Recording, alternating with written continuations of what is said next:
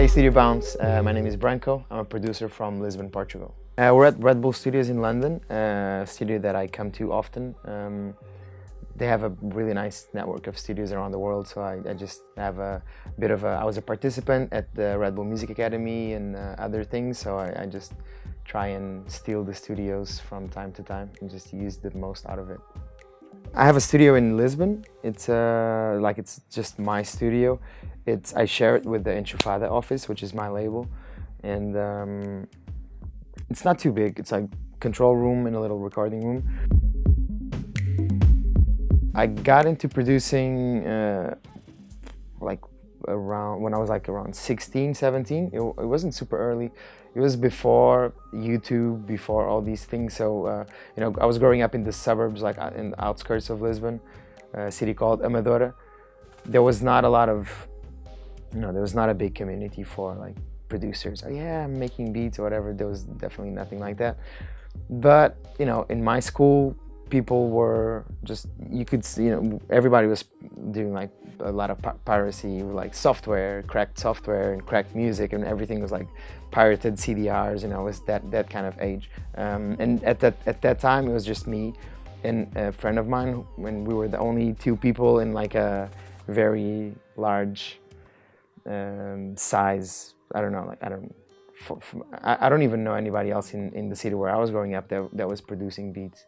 So it was just the two of us, and we would like bounce ideas off each other. We would work together, and he would be the person I ended up creating Baraka, some Sistema with later on. So it was kind of like a familiar thing. We were like just exchanging ideas as we were like progressing and finding out about, oh, have you heard about compression? Oh my God, what's compression? Like, oh yeah, I just found out what a reverb does, you know, like it's pretty crazy. So because there was no, you know, you could buy a book, but that was gonna be pretty boring.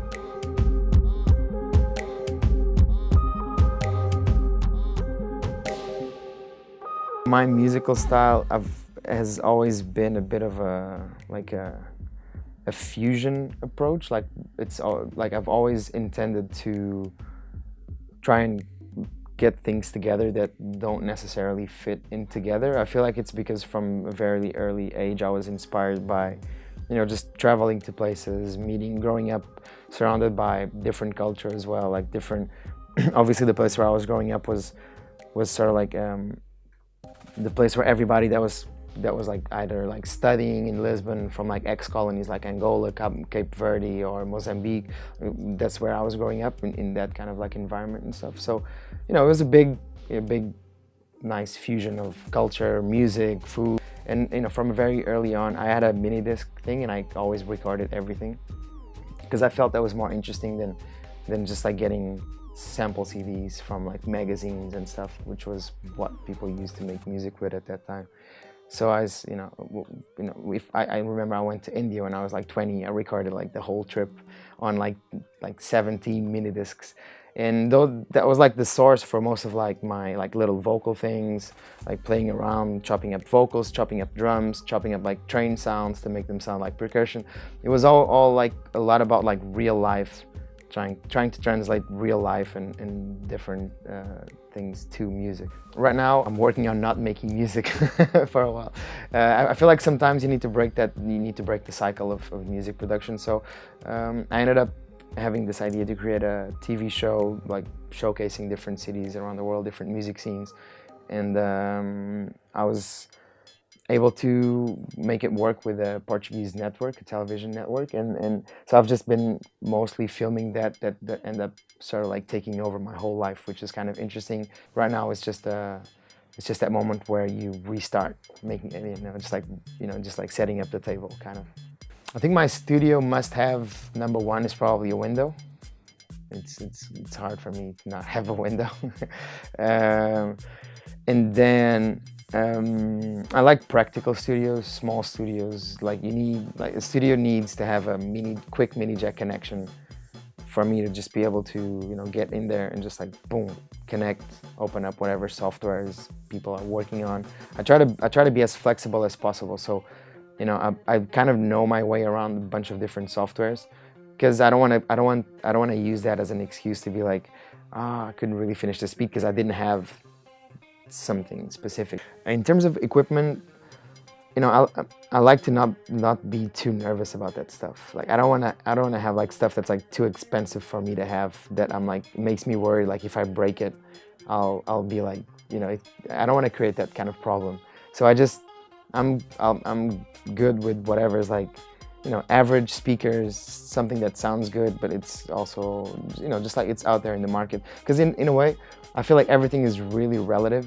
You know, you can have the best speakers, you can have the worst speakers. For me, it's just a question of like getting used to a room, getting used to how the speakers sound, getting used to how, you know, how the whole environment of a room is. For me, that's like really a lot more important, especially if I'm like at the phase of like mixing down a record or something like that. So I need comfort. I need to, everything that I have is, nothing's like super geeky. Like I'm not that kind of person. I have a, you know, I have a computer. I mostly start my songs in Ableton, because that's a practical software for me to have on my laptop on the road. It doesn't take out a lot of battery, which is something really cool. Like I can go on my laptop for like working on Ableton for like 3 hours, and then but I won't finish. I'll go to a different software for a mixdown, just because the bouncing process, like just exporting everything, also gives me like a new perspective on the song. Like I could bounce it and then go back to Ableton to finish the song, but mostly I'll mostly use Logic after, just like finish and mix down every song. Obviously, when I'm mixing down, I like to have a couple of things outside, like just some outboard gear, some bus compression for drums. I don't think I've ever gotten like a really a perfect reverb in the box. I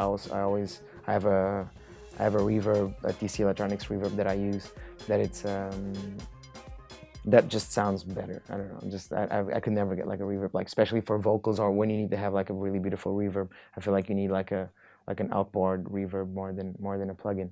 The song I'm gonna break down is called Takeoff. It features a New York rapper called Princess Nokia, and it was on my album Atlas that was released in September 2015. And we recorded actually at the Redbull studio as well, but in New York. Starting with the drums, because that's kind of how I start every song. I started producing this actually when I was in São Paulo. I feel like the drums are like kind of a baile funk thing almost, but then mixed in with different kinds of sounds. I can play just the drums for you. There's a dog.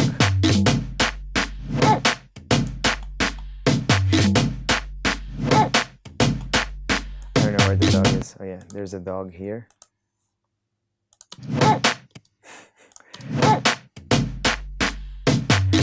It's 130 BPMs, just pretty straightforward when it comes to like baile funk production. Everything is 130 BPM, so that was kind of the starting process. Getting drums like on this triplet style thing, and 130 BPMs, and then just kind of like add different textures to it. In this case, I feel like obviously there's the whole sub thing, but then just trying to add like regular, like normal, real drums on top of this afterwards. Yeah.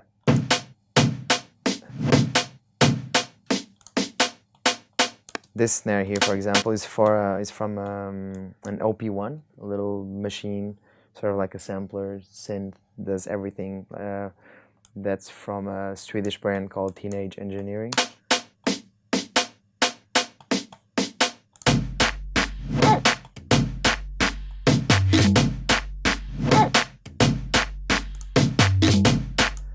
The sub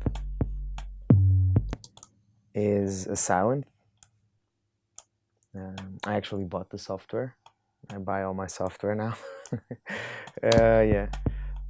I just like it's a simple, it's probably the only thing I use silent for, is for these kick drums. And then, but I always layer it down with other stuff, so there's a lot of other stuff doing the same thing. So this is the drums. I feel like the main element of this song, though, is not the drums. It's probably this little sound that's...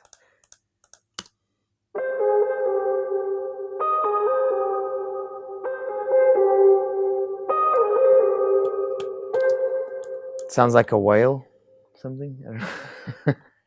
I don't know. I don't know. This is the kind of thing I'm always looking for, like just sounds that are like unidentifiable.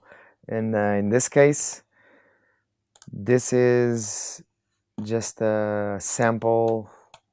I'm not really sure. That sounds originally like this.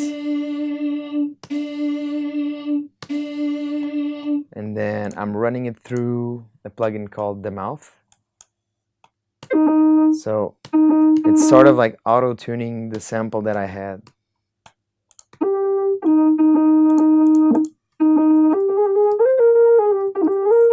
Yeah, it sounds like this. It sounds really good. And then it just has reverb.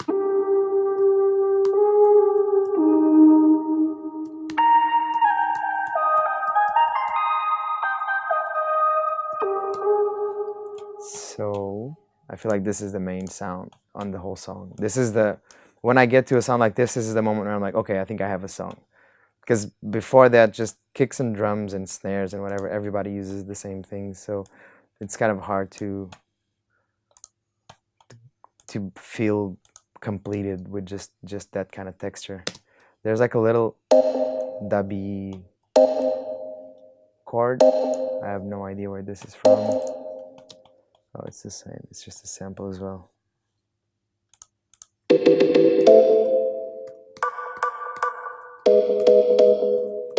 feel like in terms of elements, this is pretty much it.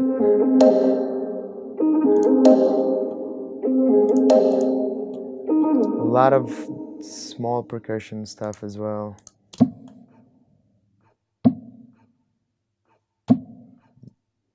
I don't even know what this is. This is like, I don't know, there's just sometimes little things in the background with a lot of reverb end up sort of creating like its own environment and dynamic. So I use a lot of that, just like random stuff in the background with loads of reverb and stuff like this. Like this, you can probably, I don't even know if you can hear this. I think it's a guy breathing. It's a breath. So this is drums, percussion, and synths and stuff.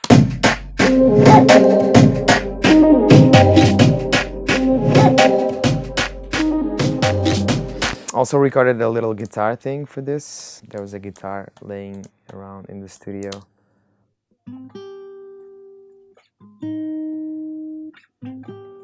It's for like a little breakdown moment.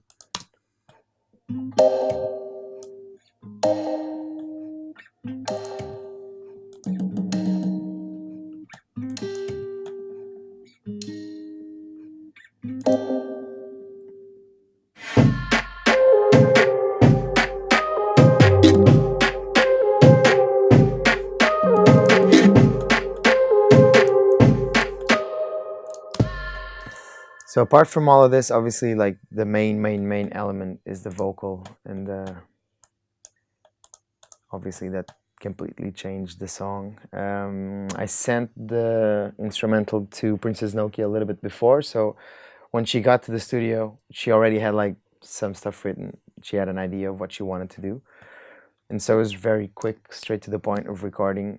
We ended up doing more verses than we needed, so I ended up kind of like having to pick and choose some parts, but overall she killed it. She's definitely one of my favorite MCs on the planet. She's very versatile, and she nailed this. Like, just one of those cases where you open up the microphone and you start recording on top of the beat, and everything is already there. It doesn't really need much. This is completely, the vocals here are completely dry. Like, there's nothing. I don't have absolutely nothing on the. This is like all pre-mix. This is all pre-mixed down, so I don't have anything on the vocals, just the vocals. 16 box sprays in my hair. I rock weave, me no care. Ghetto baby atmosphere on my stoop, waving at me. Bicycles and big gold teeth. West Indies, Friday meat. Rock my credit at the store. Drunks in the back, drinking more. Open up that ice cream box. Make those men mouth go drop. 2 gold chains in a white crop top. White turban and a white tube sock. Jose, make them boys go stop. I keep flirting, I won't stop. I'm a traveler, a third world wrangler. Either in the jungle or I'm laying low. This is like my favorite sentence that you did. I'm a traveler, a third world rank. When I DJ, I just have this sentence like as a little sample, and I just keep playing this. I'm a traveler, a third world wrangler, either in the jungle or I'm laying low in Canada. Got to have my camera, see you when I get back. Living in the future, I don't ever post a throwback. Swimming in the ocean, chilling in the mountains. Damn, I look young, guess I found the fountain.